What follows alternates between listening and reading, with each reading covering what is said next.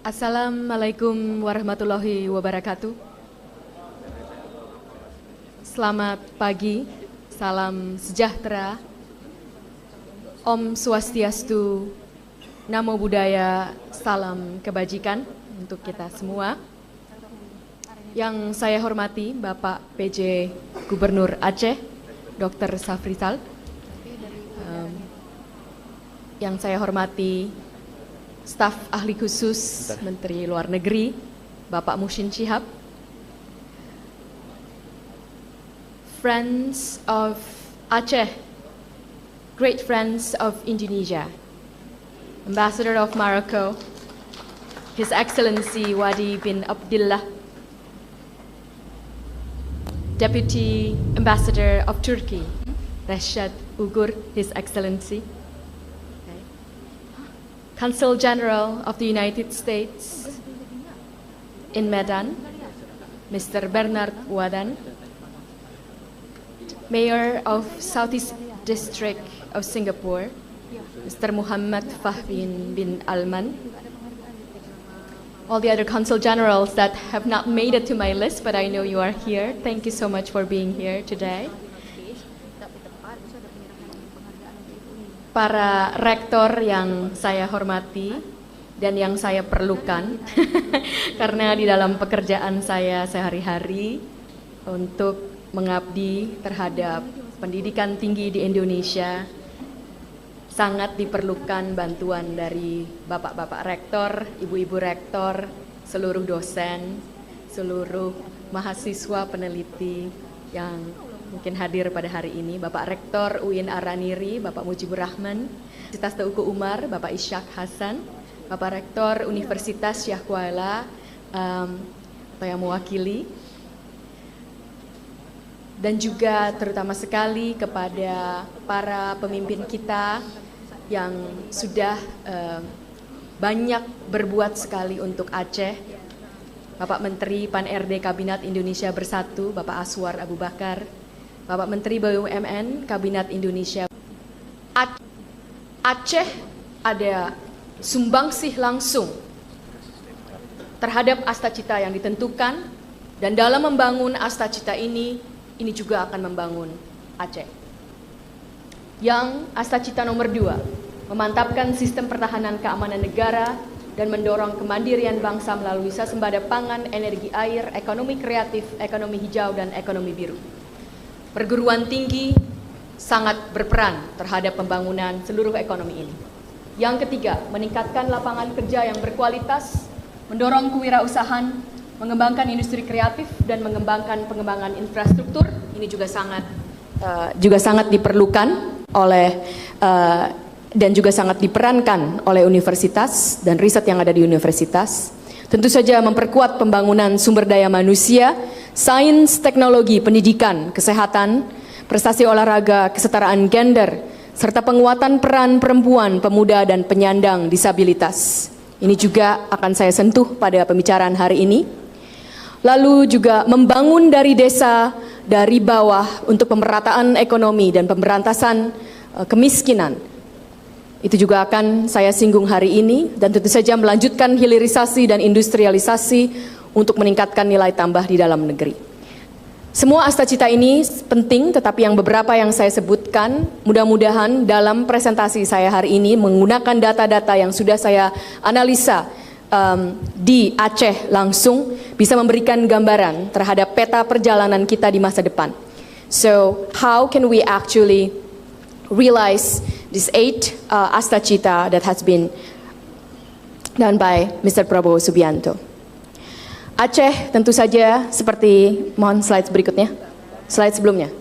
Aceh adalah suatu daerah yang sangat istimewa dan sangat spesial di hati seluruh bangsa Indonesia. Ini di sini, tidak jauh dari sini, hanya berapa meter aja ya. Pak Presiden SBY dan Bapak Presiden Prabowo Subianto sudah dua-duanya hadir di sini. Kita tadi lihat peluncuran buku, ya. Dan kita tentu saja harus berpikir bersama bagaimana kita bisa melakukan, bisa mencapai Astacita yang merupakan di level nasional, tetapi bagaimana kita bisa melakukannya dengan aksi-aksi yang nyata di lokal. Jawabannya adalah kita harus melakukan riset lokal yang akan mempunyai dampak terhadap perkembangan ekonomi lokal, yang akan memberantas kemiskinan, yang akan meningkatkan sumber daya manusia, meningkatkan peran perempuan, mencapai cita-cita yang telah saya fokuskan tadi. Tetapi juga dari perkembangan ekonomi ini akan bergulir kembali terhadap riset di sini, di lokal, yang kemudian akan bergulir kembali kepada pertumbuhan ekonomi, sehingga arahnya itu bukan satu arah tetapi arah yang berkelanjutan.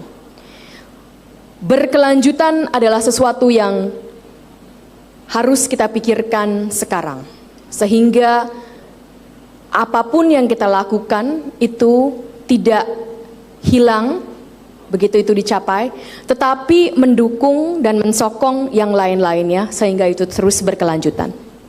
Saya akan tampilkan beberapa contoh nyata riset lokal yang dilakukan langsung di Aceh.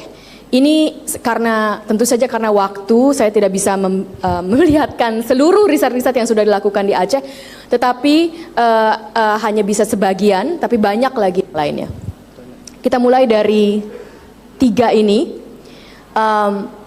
Yang pertama adalah menjadikan limbah untuk sesuatu yang berguna, transforming waste into resources. Yang kedua adalah mengoptimisasi potensial. Yang ketiga adalah konservasi dan rehabilitasi alam di Aceh. Yang mau saya tekankan adalah riset itu bersama antara orang dan alam. Riset itu dimulai dari pemikiran manusia yang melihat dan bersatu dengan alam. Inilah yang ingin saya perlihatkan. The first case study, I want to ask you first, do you recognize what this picture is? Apa ini? Tulang ikan tuna. Ini tulang ikan tuna. Kemarin saya makan makanannya, enak sekali tunanya di Aceh. It was very delicious to eat.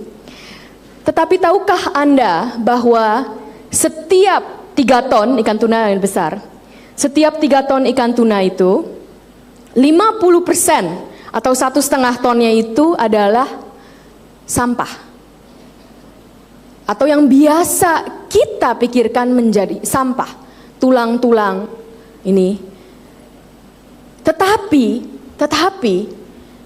peneliti-peneliti kita, orang-orang hebat di Aceh ini memikirkan sebenarnya sampah ini sangat berguna.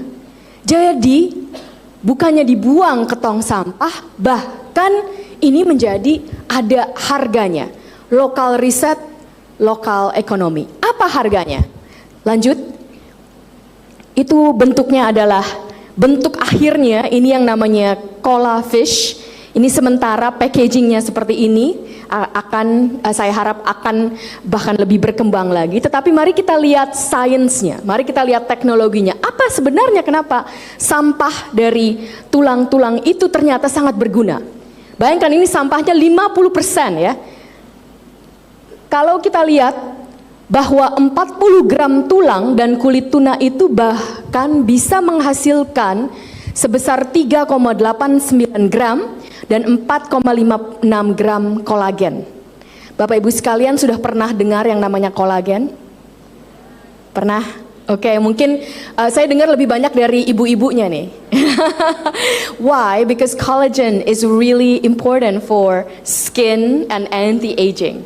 These are These are expensive material in cosmetics, in skin anti-aging.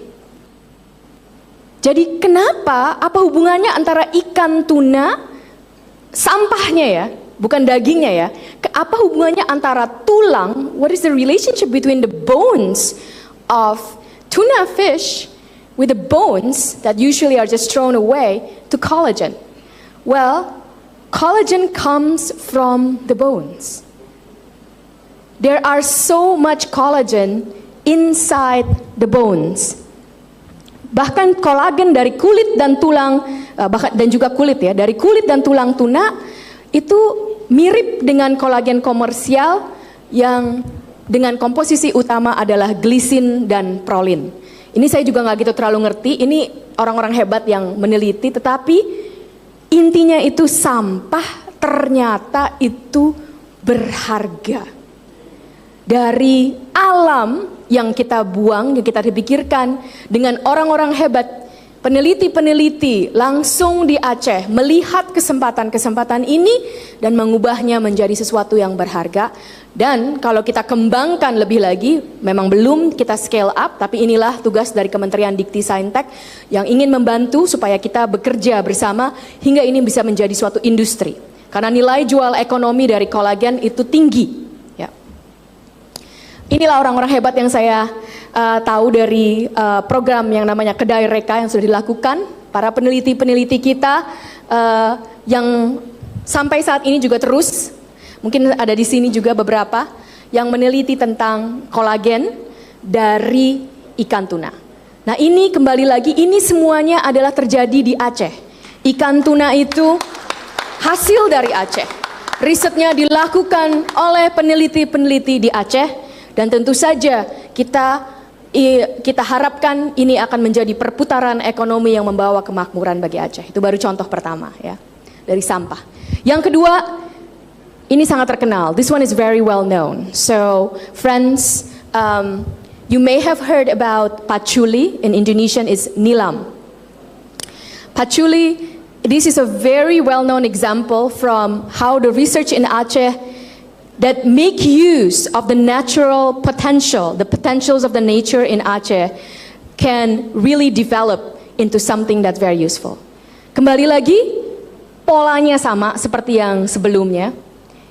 Kita melihat daun nilam yang kalau tidak dipikirkan oleh peneliti itu hanya tumbuh saja, hanya tanaman-tanaman seperti yang ada di sini. Tetapi peneliti-peneliti ini, para periset-periset ini melihat bagaimana kita bisa dengan penelitian menjadikan nilai tambah tanaman-tanaman, patchouli leaves, daun nilam. Ini juga sangat cukup kompleks, ada steam extraction, molecular distillation, cooling crystallization, dan yang semuanya itu menjadi produk hilirisasi. Setiap produk hilirisasi ini, apakah itu diekspor menjadi minyak wangi, menjadi perfume, menjadi kembali juga anti-aging serum, kosmetik seperti facial wash, toner, moisturizer, itu semuanya adalah bagian dari hilirisasi, salah satu dari Astacita. Tapi kembali hilirisasi ini dilakukan di sini dengan kekuatan di sini. Nilam itu tidak tumbuh di seluruh daerah, nilam itu hanya tumbuh di beberapa daerah dan kebetulan memang tumbuh subur di Aceh dan dilakukan. Ini sudah ada produk-produknya, okay? We're asking the help of our friends. Please tell Turkey, tell the United States, okay? Tell Singapore that these are natural products that really are developed by Indonesian researchers, by Aceh researchers, making use of good nature, of the potentials of natures in Aceh. So when you invest, when you buy these products, the income, the economic turnover will go directly to Aceh. So this is something that we're very proud of. Ini adalah orang-orang yang terlibat terhadap penelitian nilam, ya.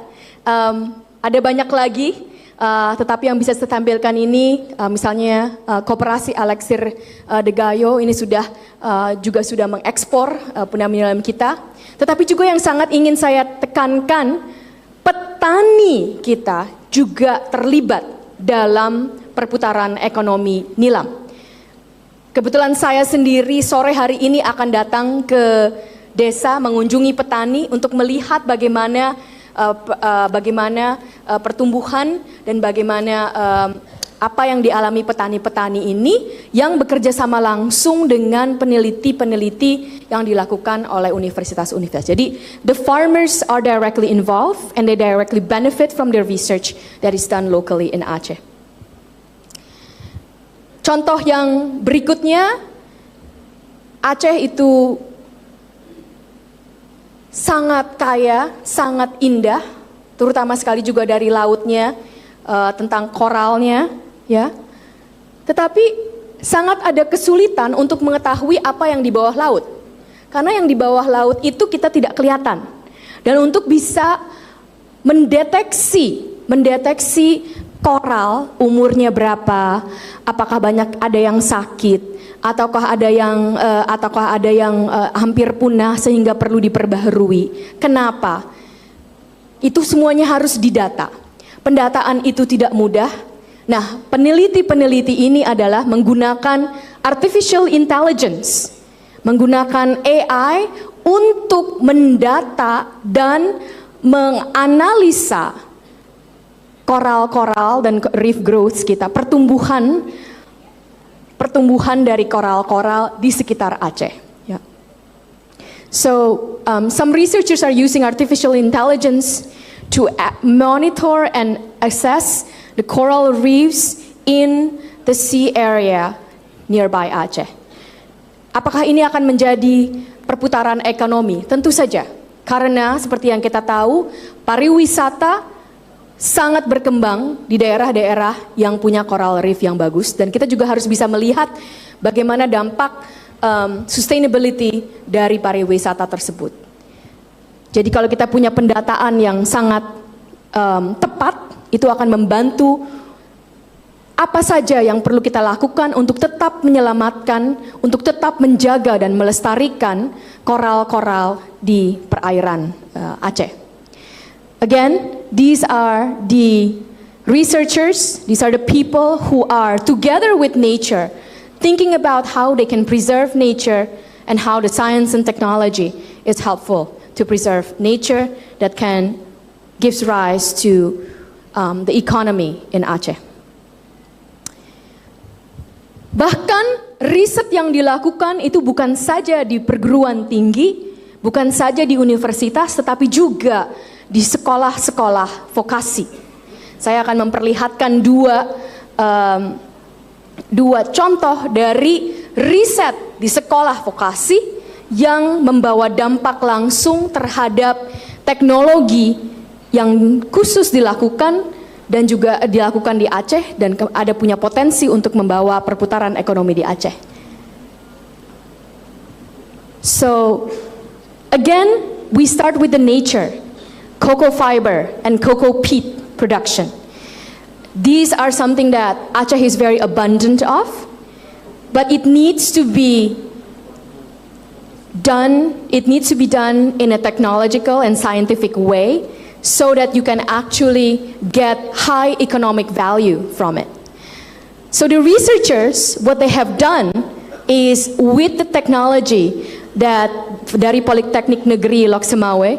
So from the Polytechnic, what they have done, 3 orang ini butuh 1 orang sehingga orang-orang lain itu bisa mengatur dan mempunyai pekerjaan yang lain yang bisa meningkatkan efisiensi juga.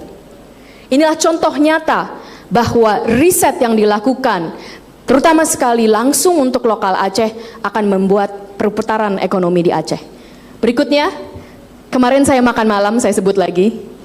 Makanan Aceh itu enak ya, sangat enak.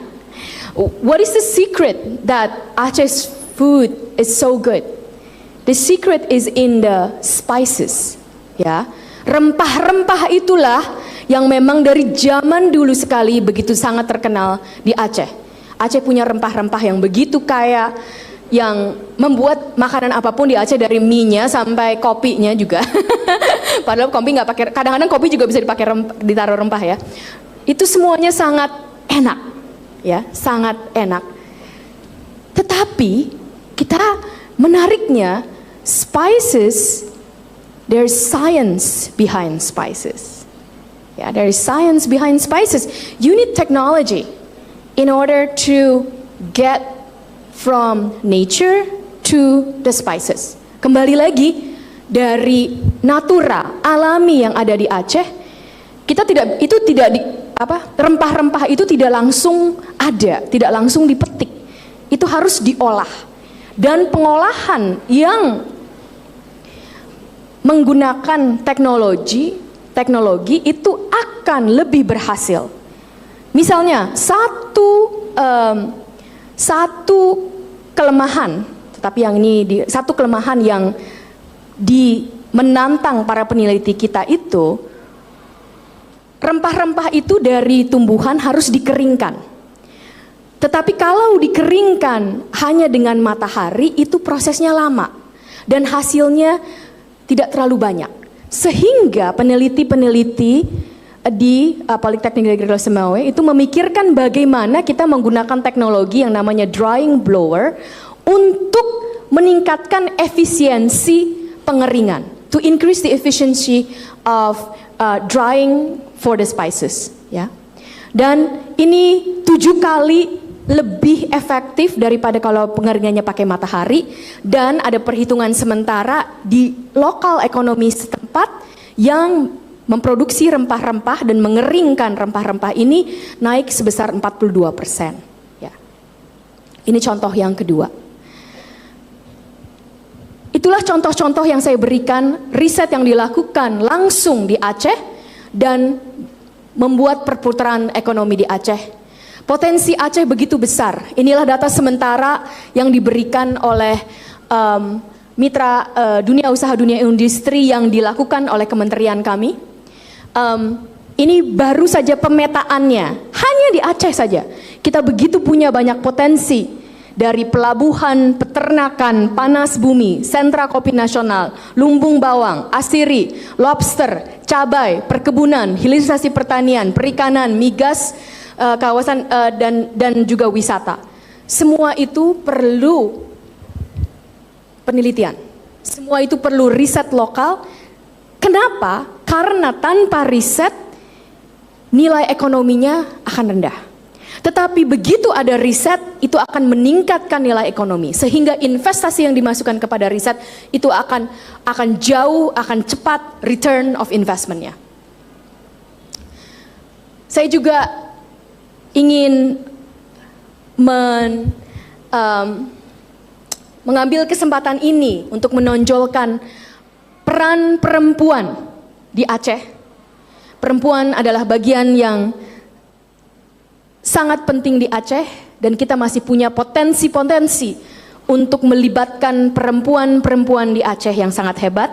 Karena hari ini saya berbicara dari segi riset, sains, dan teknologi. Saya minta kepada Asosiasi Organizations of Women in Science in Developing Countries. Ini adalah satu-satunya organisasi Women in Science di Indonesia yang langsung di bawah UNESCO, untuk bercerita kepada saya perempuan-perempuan Aceh hebat mana saja yang melakukan sains. Ada beberapa, tetapi yang mungkin saya angkat hari ini adalah Ibu Maulidela, ya, salah satu figur yang sangat menginspirasi. Dia punya banyak achievement in Quranic recitation. Jadi ya, sungguh orang Aceh. Tetapi beliau juga bergabung dalam agama, tetapi juga dengan sains. Dia sangat mendukung pemberdayaan perempuan di sains dan teknologi. Beliau juga mengkontribusi berdasarkan riset-riset dia, kembali tadi di riset tentang nilam. Ini salah satu saja, tetapi begitu banyak perempuan-perempuan di Aceh yang terlibat di dalam sains, tetapi juga mungkin yang tidak terlibat langsung, tetapi mengalami manfaat-manfaat dari riset, sains, dan teknologi. Berikutnya, Ini juga ada banyak yang dilakukan oleh perempuan-perempuan sains di Indonesia untuk Aceh, misalnya vitamin untuk negeri program waktu COVID, dan juga pembicaraan-pembicaraan yang diberikan langsung khusus untuk Aceh, dan juga untuk murid-murid di Aceh. Berikutnya, satu yang juga perempuan di sains yang ingin kami tonjolkan adalah legasi perempuan yang berkarakter, yang kokoh, sudah sejak dulu ada di Aceh. Salah satunya adalah Malahayati, yang Laksamana Malahayati sejak di abad 16, suatu figur yang sangat punya wibawa, yang dari dulu kita sudah tahu bahwa Aceh itu punya perempuan-perempuan hebat. Inilah yang juga diangkat oleh Organizations of Women in Science and Developing Countries sebagai salah satu ikon mengapa perempuan itu punya peran yang sangat bermakna terhadap pertumbuhan Aceh. Akan saya tutup with gratitude to our international friends. These are the data of how much international friends have contributed to Aceh's development. I'm not going to say the numbers one by one, but the data is staggering of the kinds of help, of the kinds of not only help in terms of funding, but also in terms of thinking, in terms of just being here to show that you really care about Aceh. Thank you very much for all that you have done.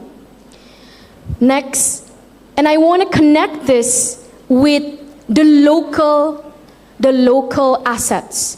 I want to connect this with, when we see these numbers, these are numbers from Dikti.